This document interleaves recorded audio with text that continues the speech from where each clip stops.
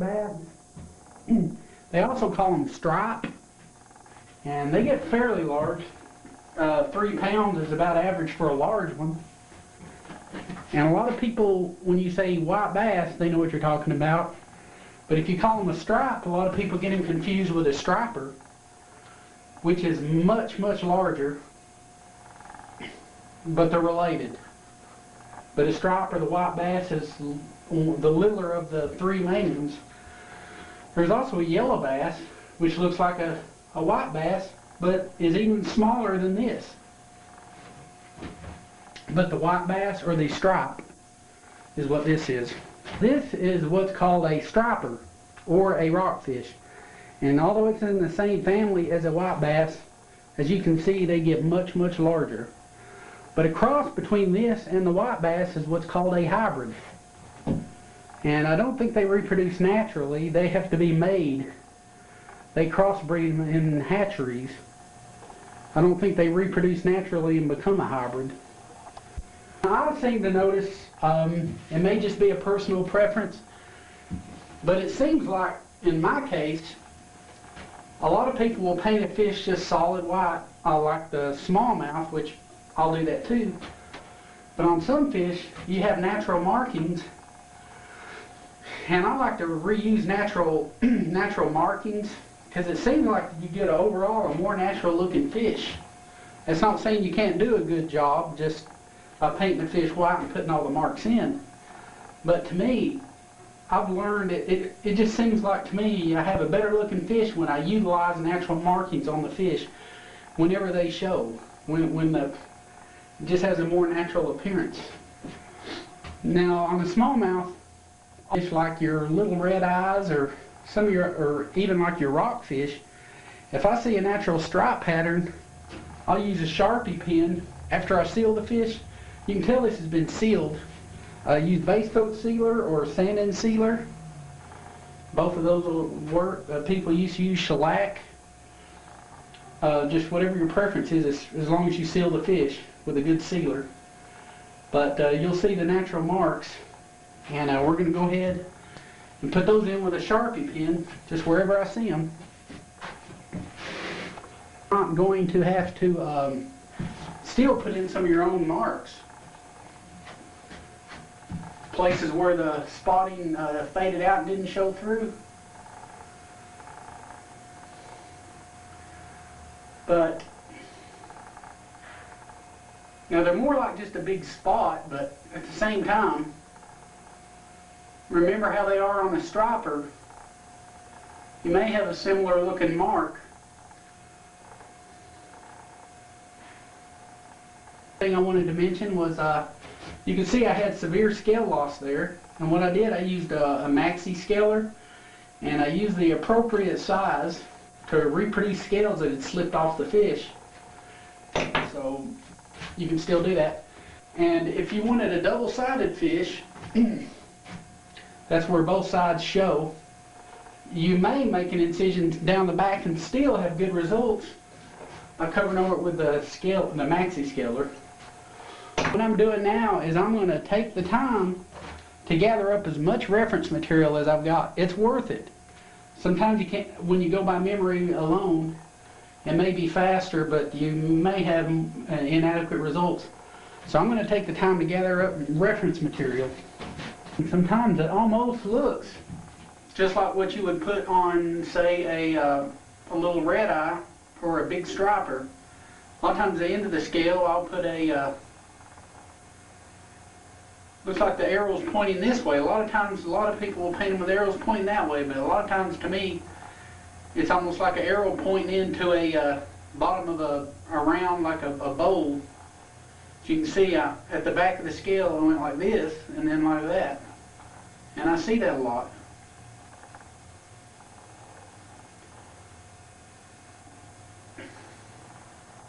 And then I just replicate them like that. Also, there's a line. You don't have to do it because you can see it, but if you want to do it, you can go ahead and just make a thin line with your Sharpie pen. And if you have a little bit of movement as far as your mount, like if the line shifts out of place, now's the time you can sort of correct it a little if you want to. I think you get what I'm saying.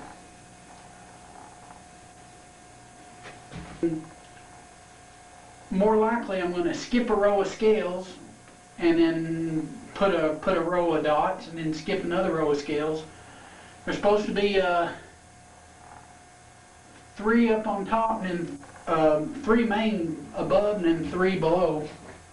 But sometimes you'll skip a scale and put a row, and if you have a lot of empty space underneath here, you want to maybe put a couple more faint lines or something just to even it out. Okay, the first thing we're going to do is painting white. And if you got some white lacquer paint aerosol can, that'll work great. I've used that myself. Sure have.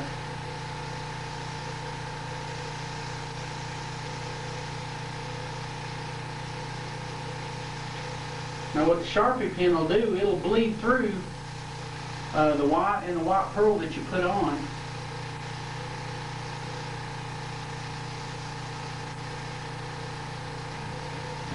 A lot of times what I'll do, I won't go on real heavy with my white. I'll put it on heavy enough to cover anything, but as far as completely blotting out any color, I just don't feel a reason to have to do it a lot of times. Not always. Sometimes I'll just put a real thick white coat on. Make sure my pins are good and white.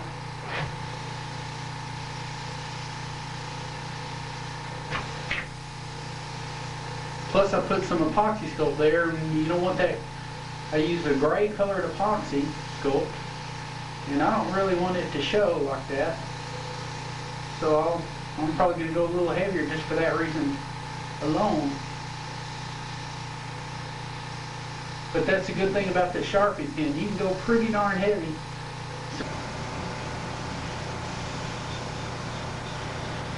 Out real super good.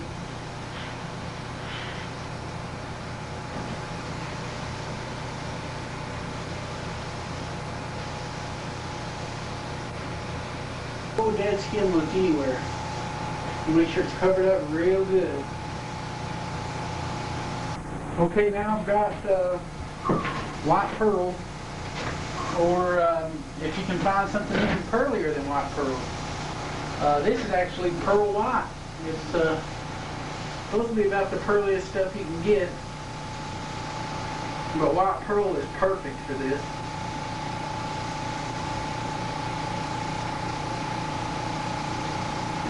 And put a good heavy coat everywhere you put white. You want it good and pearly looking, just like a pearl. Okay, now I've got a little bit of lacquer thinner on a Q-tip, and you want to proceed to clean the eye off, because if you wait and do it last, you're going to have a white ring. Guys.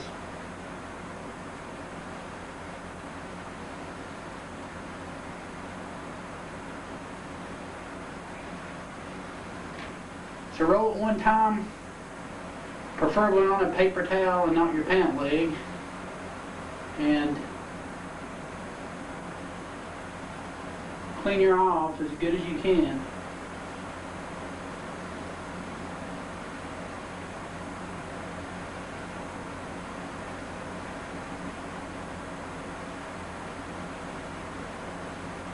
We'll do both. Okay, what I got now, I've got a little Payne's Gray.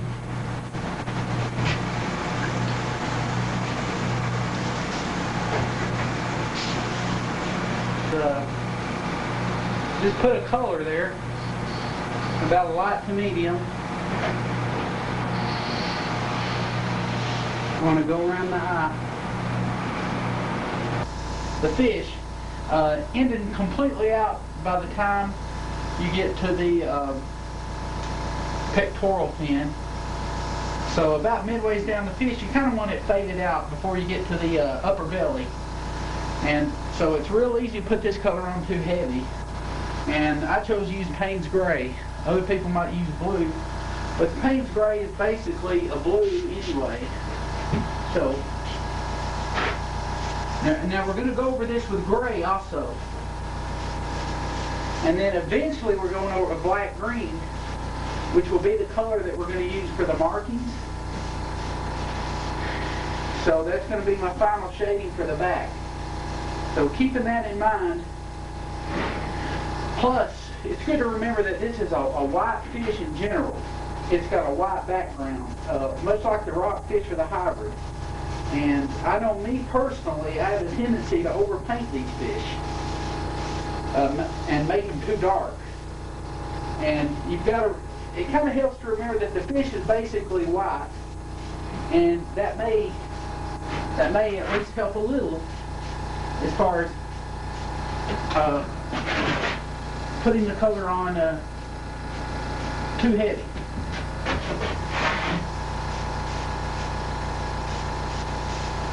Now, even though we're going over it with white later, gray later, it's still possible to put the colors on a little bit too heavy. And I use it on my rockfish, so, and the only reason I'll use it on here is because I know I'm going back over it with gray, and I want somebody to look at it and not be sure if the color they're looking at is necessarily white or gray. Gray and white, I think you hit it, because on some of the fish that I've caught, some of the stripes. Somewhat of a, I guess you could call a grayish look, but you have a tendency to see a little bit of blue in there too. And I thought that was a unique color, and it's a good color to try to put back into your fish. And remember, I want this color completely faded out by about midways down. And I have actually in the past painted these fish too dark, but good. It was too dark for what the fish is actually supposed to be. So,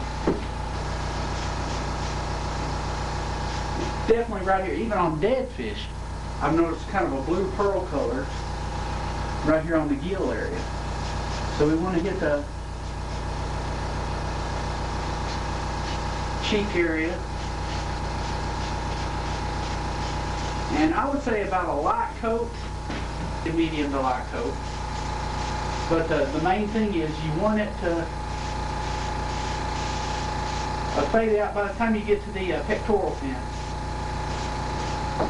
You want it completely faded out. You want blue.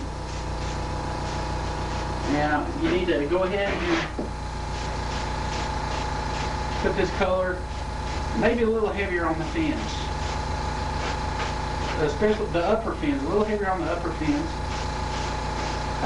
If you got good reference, your reference pictures can show you everything you need to do.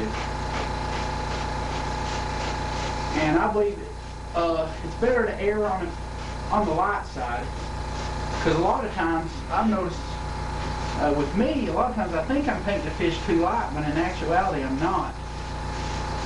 And I've learned to trust my judgment as far as painting the fish lighter than what I think it might ought to be. And sometimes you hit it right on the mark. It helps have good lighting, and just use your reference as good as possible, and you shouldn't fail. You should have pretty good results. Then also,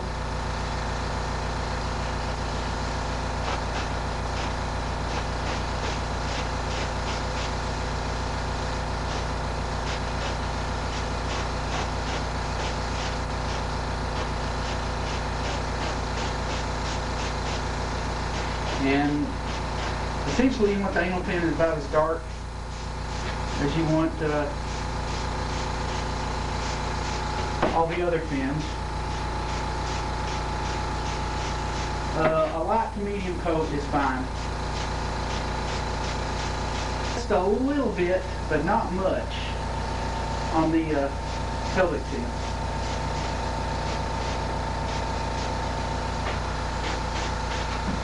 You can even leave them plain and it'll be okay. The main thing is the back. You want it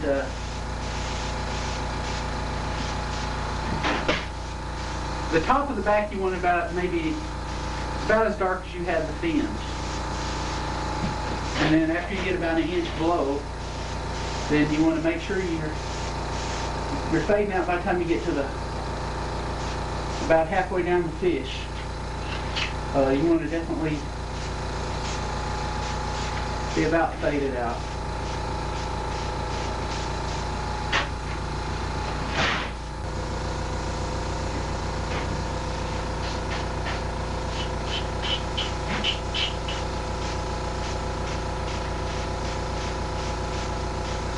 Get a little on the cheek and a little on the gill, especially the upper half. To the midsection of the fish, go ahead and let it die out. Okay, now we got gray. Diver gray would work great. Just remember, it is kind of an opaque color. And you probably don't want to really take out the pearly color that's up on top or the upper side of your fish, but I would probably go down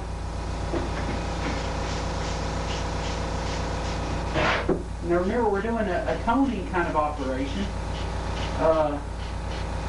You want to still kind of look blue, but probably still, now that blue you can let a little of it go on the mandible too, but now this gray, it's you kind of want it to go over the blue, tone down the blue,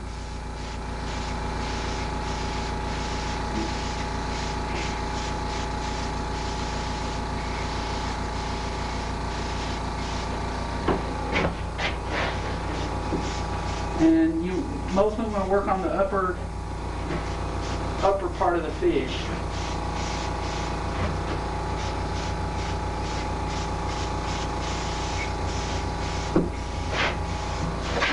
And basically everywhere you put the Payne's gray, you want just a hair bit of this blue, kind of smatter down the blue look,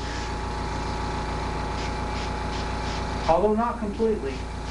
And the same with the fins. I've got this gray, and I've got it on the fins, and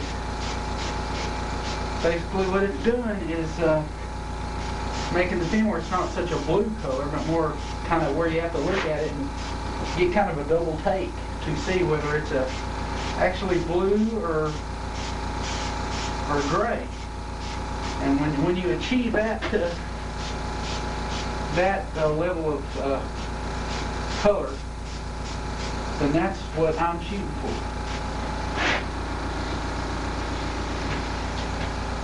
And you can get by with just mixing black with white, and till you get kind of a light gray would be better. And when you get that color, when you achieve that, and you can almost leave the front fins alone. Pelvic and the pectoral fin will be fine. So we'll get too blue on the head.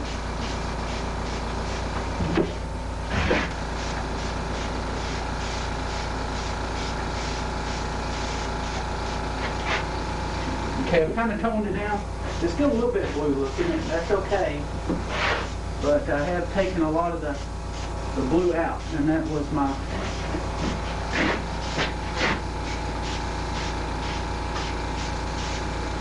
and that's what I was shooting for. Now's a good time as any. Before you continue,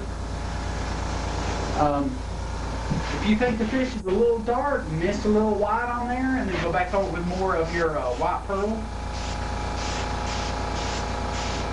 if you still want him to have a good metallic look, I would stay off the fins.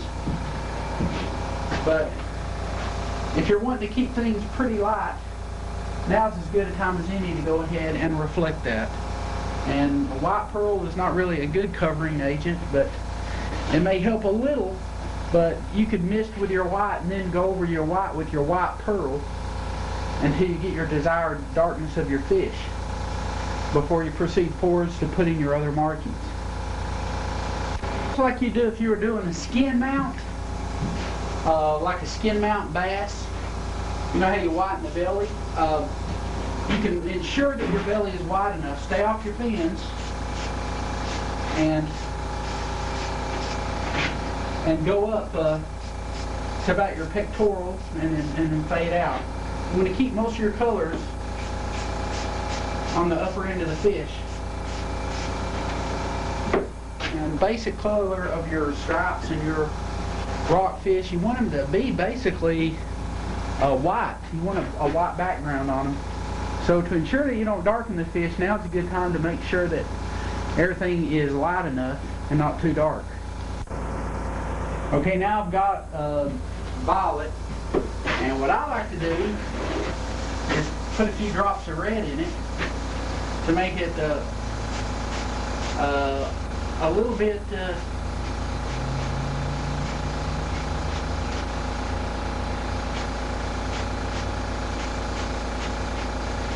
not such a deep kind of violet color, and just ever so lightly put it on the fins, just to kind of off the bluish gray color, just a hair, and then that's plenty. You just want to off the bluish gray color a little bit.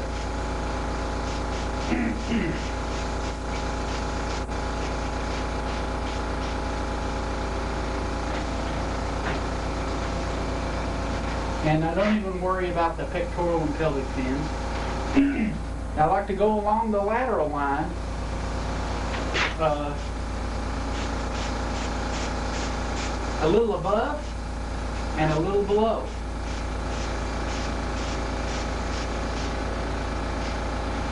And by the time you see it, it's probably on there about as much as you need it to be.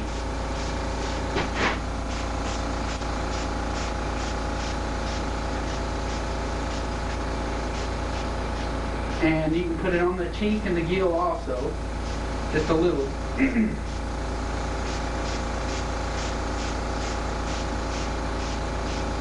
And I don't go up into the back with it.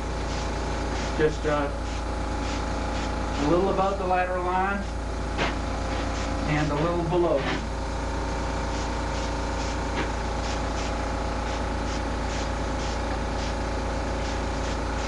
So to have good airbrush control, total control over your airbrush, and it lets you know how much you're putting on.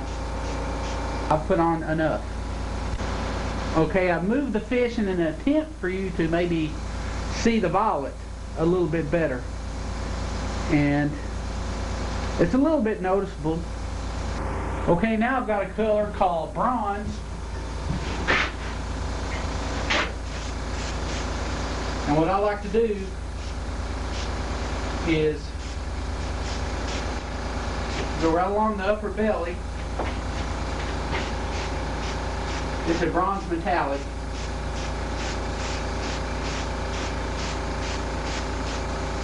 And try to have as much airbrush control as possible. And I guess you could lightly even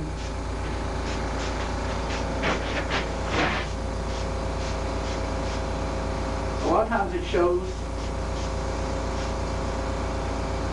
this fish especially, right here on the upper part of the fish. It's not a wrong color to incorporate into your fish. It's a metallic color.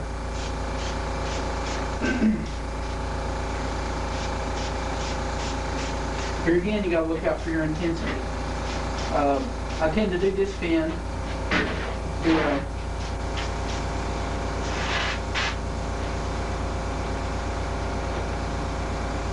pectoral fin with it. And you want to put it anywhere it doesn't need to be. But I just put a light coat. I see it in my reference right here. You can see it's pretty bronzy looking. And I'm not afraid to even put a little bit on top of the fish. Color the other colors out. And it's a metallic-y color, which is good. I'll put on the lower cheek area.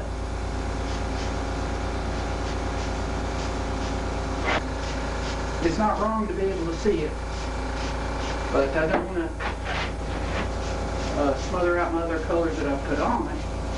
It goes, and if you're not careful, you can put it on too strong. So there's something else to keep in mind.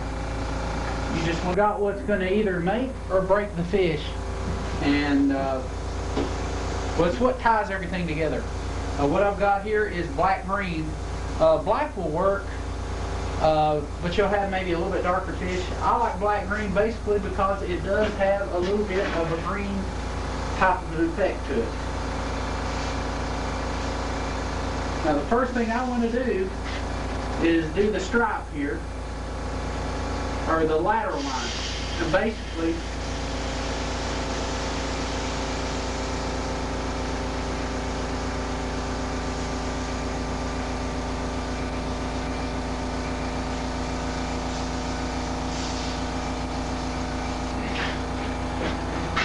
it's not a bad idea to hold your breath.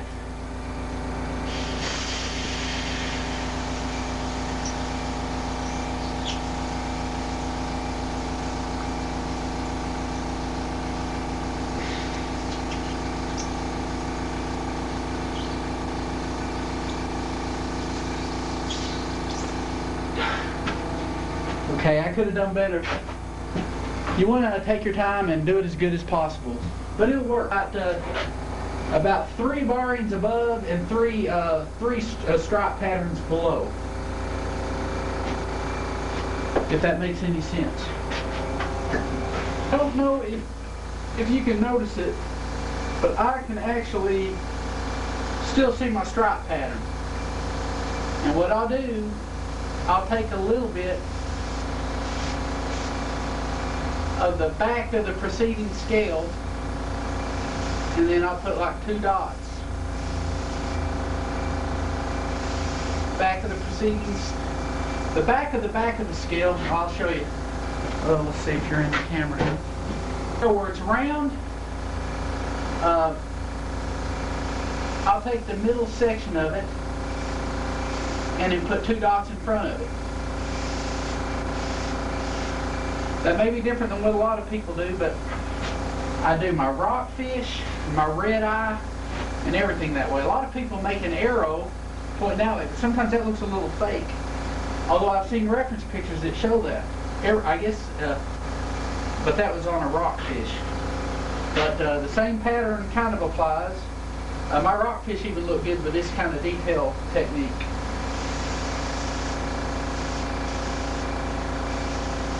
I'll do the back of the scale, and maybe it does look kind of like an arrow, but I'll almost put just 2 spots. Put 2 spots. That's roughly.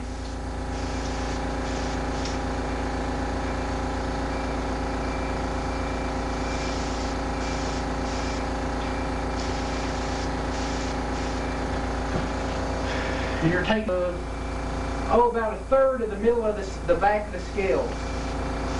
At its farthest point where it curves out, I'm doing about 1/3 of it and then putting 2 dots where the other scales connect to it.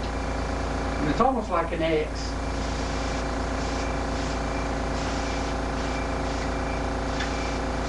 And you want to try to be kind of good with it, because it's what makes your fish. The spotting is what makes your fish.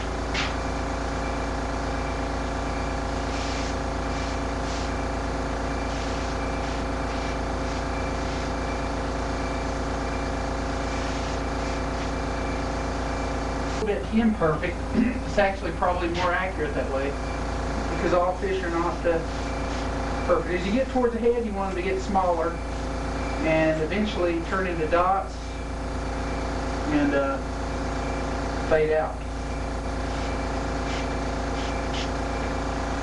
Like that. The spotting to fade out and get smaller. Just like toward the head, it turns into a dot. As you get towards the tail, you want your spotting to vaguely turn into a dot. And I'll finish that out and I'll show you what I've got. Okay, I might as well just turn to the scale. As the scale gets smaller, then you do likewise. Okay, I could have went a little bit bigger. Now you can manicure your spotting pattern too. If you think you need to make them your marks maybe a little bit bigger and bolder, then now it's time to do it.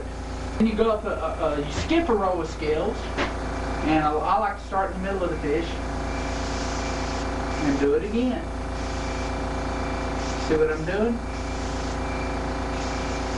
And you can make them your spotting as sure as you want it to. Now remember, when I went over with that felt tip, I can still actually see a lot of my spotting. So, but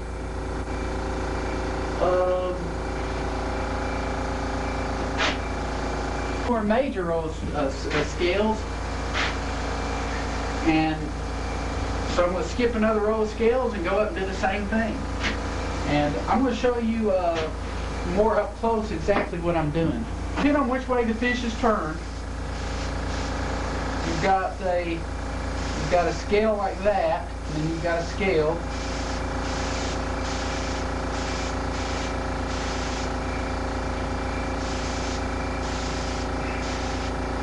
Okay, say here's a row of scales.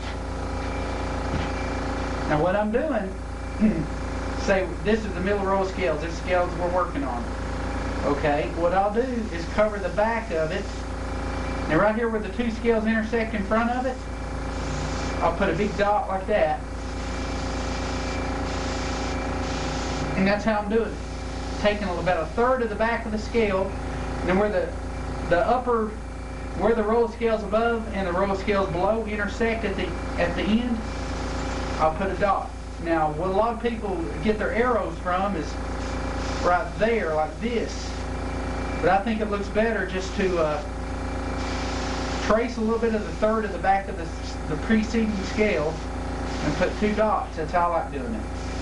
Right like this. A third of the back of the preceding scale and then two dots. And I think that looks so much more realistic.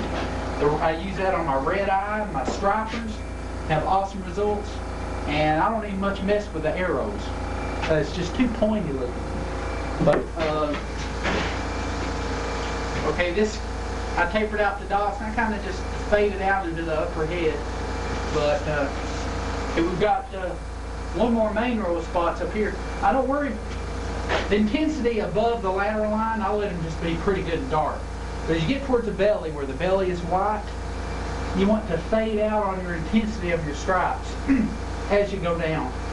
So that's I guess it could be considered a little tricky, but and I want all my scales or my markings above the lateral line.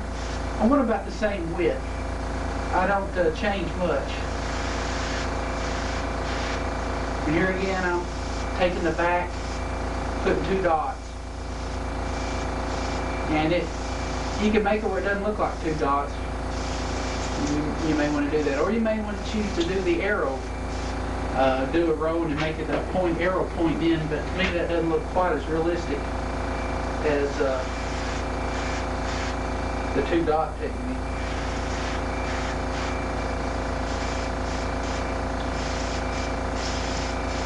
So go ahead and put them in. Just like on a smallmouth, those pretty back markings, and even on a largemouth, those pretty back markings, you don't want to paint your back. I used to do it. I used to paint my back so dark, and a lot of people loved my fish anyway.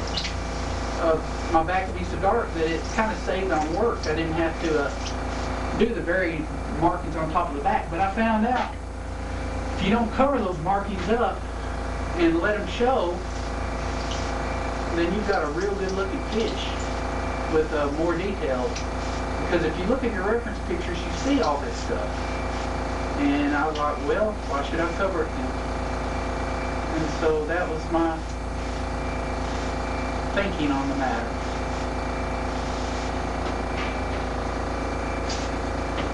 Here again, I'll let you look at some good reference pictures, and it'll kind of show you. Your spotting actually doesn't go all the way down to your head. It'll fade out or right in here somewhere. Now you may want to go ahead and put, I've got another row of scales up here towards the head, and so I'm going to put some of those in.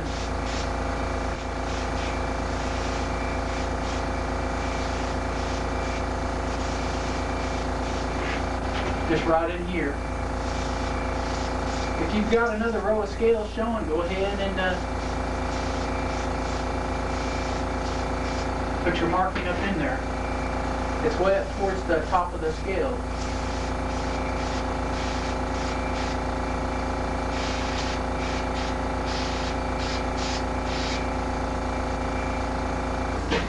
Now remember, we want to fade in intensity as we go down, and it's basically 3 below, maybe a 4th one that's real light. But I'm going to skip a scale below the lateral line and then put a row. And I've got some scale work right there. Actually lost some scales on this fish in the mounting process, and used a device. It's a roller that has a scale pattern on it with epoxy scope as above. When you skip down the lateral line, skip one row of scales, and then start with your other row of scales, and do just like you did above. And just remember, you want to fade in intensity, and as you get towards the head, you want them to turn into like little small dots and fade out as you get to the collarbone area. And as you get towards the tail, you want them to turn into dots and fade out as you get to the tail. Just like you did above, you want to do below. About 1/3 of the back of the scale. Your scales get smaller, you want your spotting to get smaller. And in intensity as you go down. So, well, I'm going to go ahead and start the... Okay, that's fine. I faded it out right there. I guess I could carry it all the way across, or even...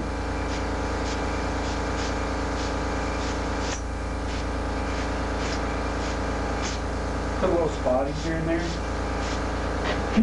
You want to fade out the intensity.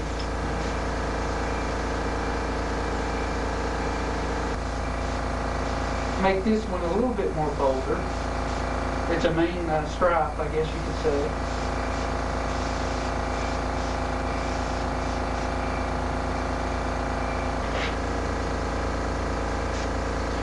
Okay, I want it to end about right in there.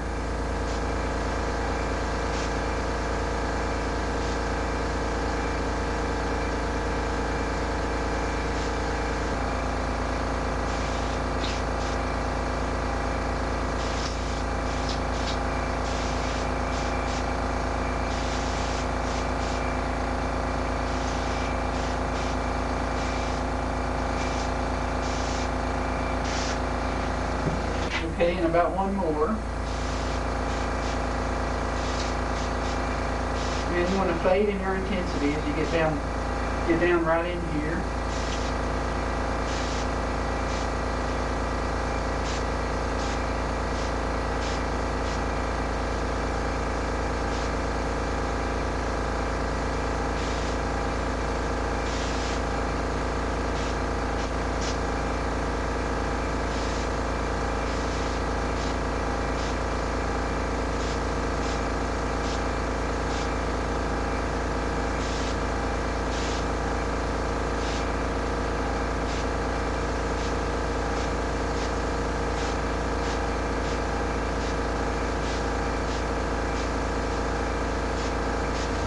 Okay, that was about as good as you can get it, I guess. You could probably do better if you really try to.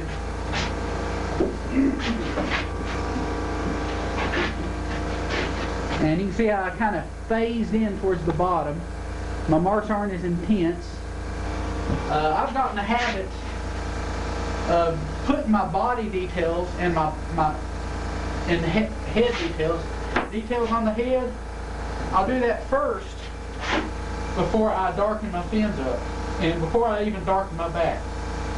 Because if you put your details in, you can determine better how to darken your back, how much to darken your back, and you'll also not cover up your details if you so desire not to. So I always put my body details on. Then you can highlight and make your scales pop up a little and control your intensity better and how dark you want your back and your fin. And that's why I guess I do it. I just have some head work I like to do also. But here again, it helps to have a good reference picture.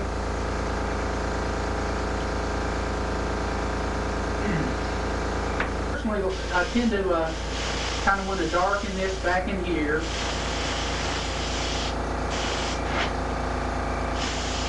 And then there's a little bit of, just like a little largemouth. I guess the best way to describe it is a fish, and then I'm just kind of re-darkening it back up. Some head work you got to do. I've got my airbrush adjusted, and right down here in the snoot, right here there's a dip in the nose at the top. When I start dressing my head up, I always tend to do that. Start right here, and then I come around the side and let the overspray hit this part back here. And while I'm hitting the front lip, I'll let the overspray hit back there. And I'll do the same thing to the other side. And then I go all the way down to where they meet. Now there's a dip inside the nose on this side. And I'll do the same thing on this side. Now what I've done was I let my spray hit the tip of this mandible you can call it a mandible, or maxillary, and then the rest of the overspray hit the back of the lip on this side, and then I bring it down. And then you get on the end of the lip, like I do on my back, and go a little bit in on the top, and then a little bit of the lower jaw. I proceed forwards a little bit on the lower jaw, just like I do a large mouth or a small mouth and many other fish. Now I'm on top, and of course you want to go around the eye a little bit.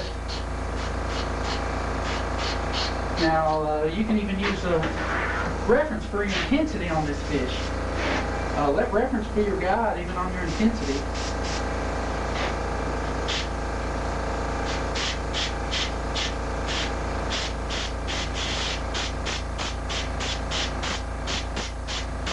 Now, like on all fish, I like to put a little place right there, like on all my bass. Maxillary that's darker in relation to the rest of the fish. She is kind of dark around the eye.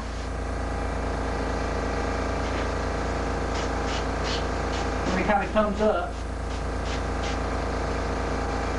and goes a little bit into here.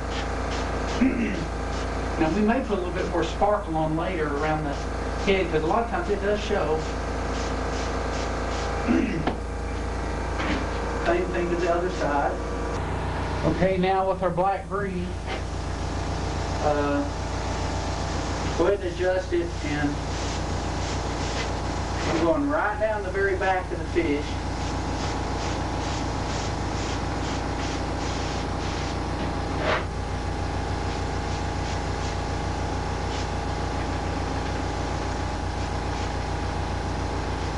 Now if you hit from an extreme angle, you can bring out some of the scales, the detail in the scales. You can bring out some of the scale detail, and that's what we're shooting for. Scale detail in this guy, without making him too dark.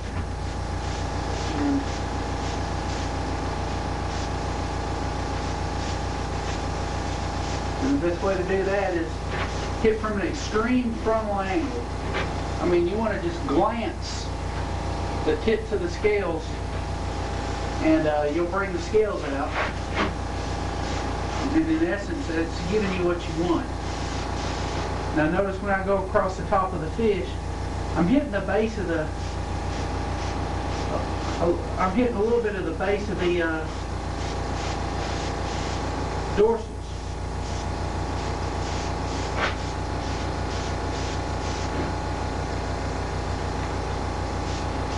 Now when I angle spray, I mainly just want to, thing I'm trying to achieve is to bring out the scale details as much as possible.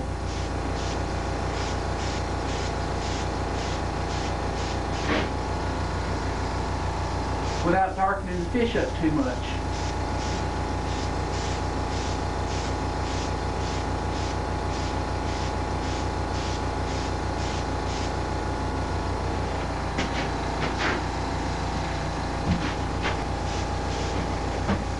And it's real easy to do it too much.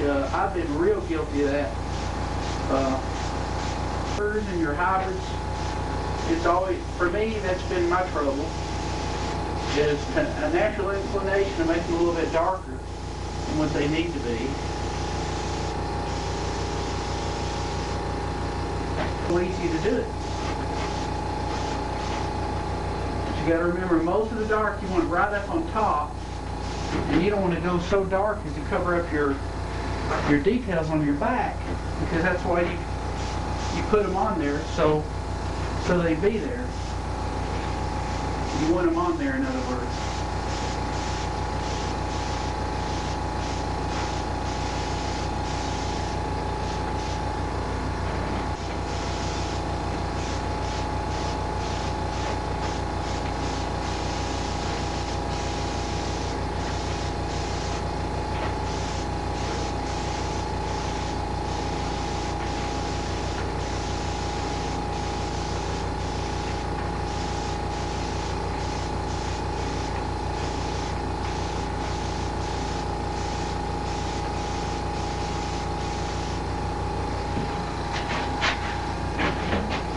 Believe it or not, that's about dark enough right there.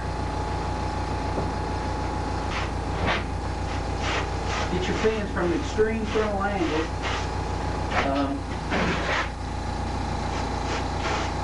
I'm still letting some of it penetrate. You want to bring out the rays in all your fins by hitting from an extreme frontal angle. Looks like I'm doing here.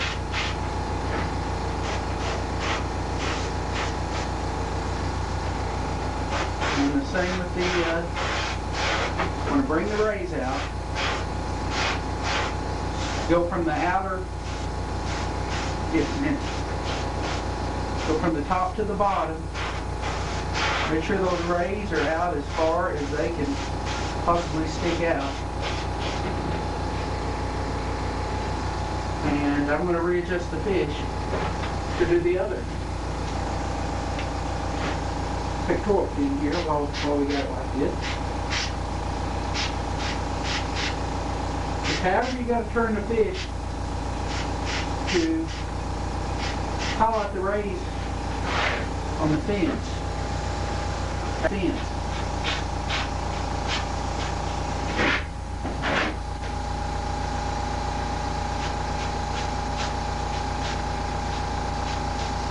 And as you can see, I've done that. And you do the same with the other one. You get from an extreme frontal angle, and bring out them rays on them fins.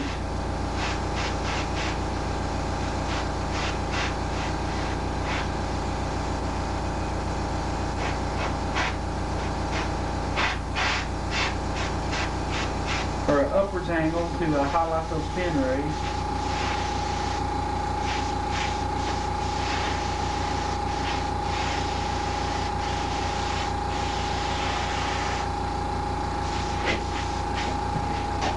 Black green, what I like to do is darken the outer extremities of my dorsal, my tail, and my anal, and my pectoral.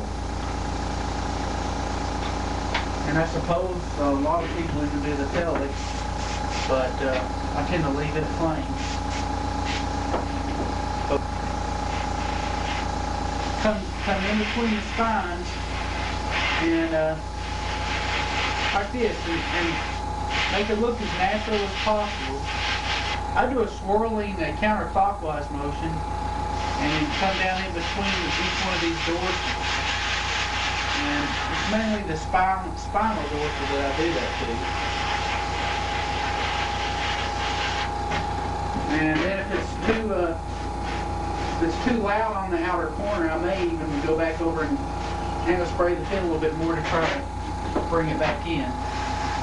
But I do the same with the soft dorsal. Just right here on the end,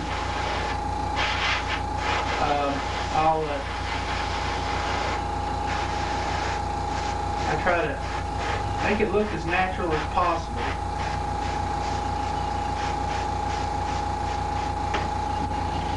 And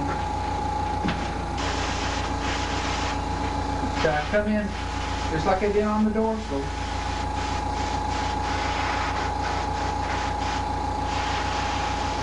Just like I do all my bass.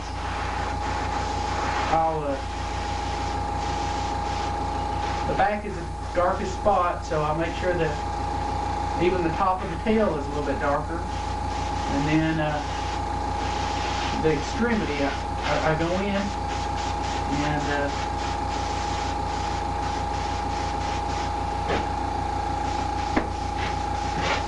make sure that's all natural and good looking like it's supposed to be.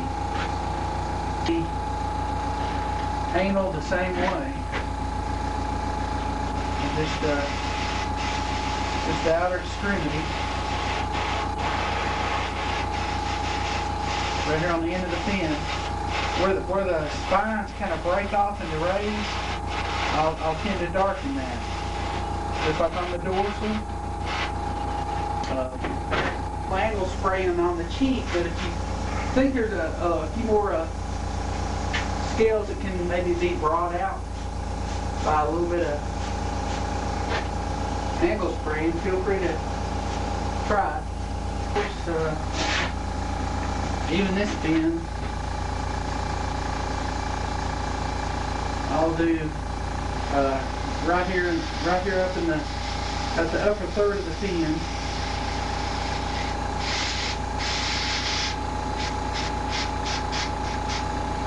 Just extreme green or iridescent green, and a lot of people don't mess with this, but I see it. I see a little bit of in some of my reference, mainly on the back.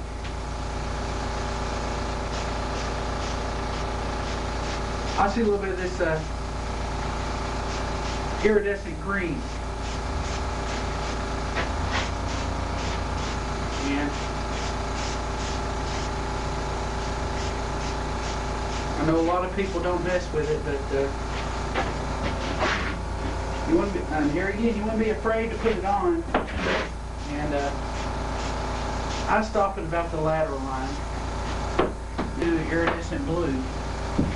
Okay, now I've got iridescent blue or shimmering blue, and right here at the base of the dorsals.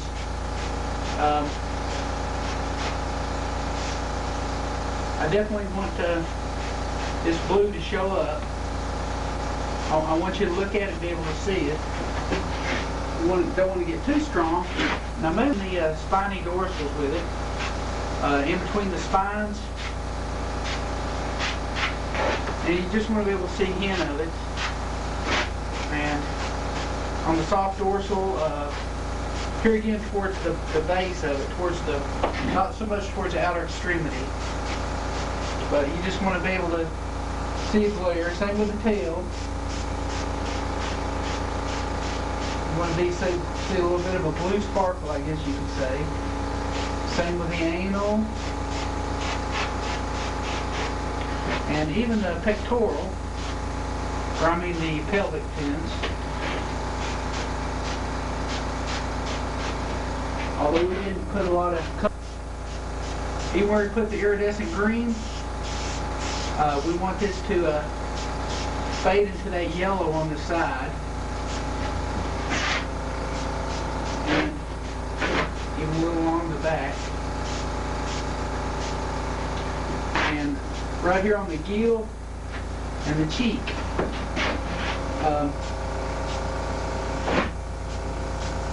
Sometimes you can still see that blue.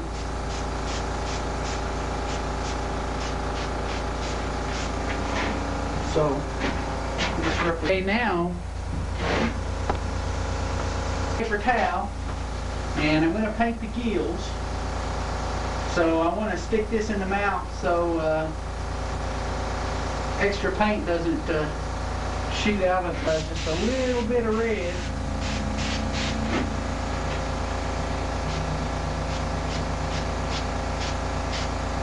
On this fin right here.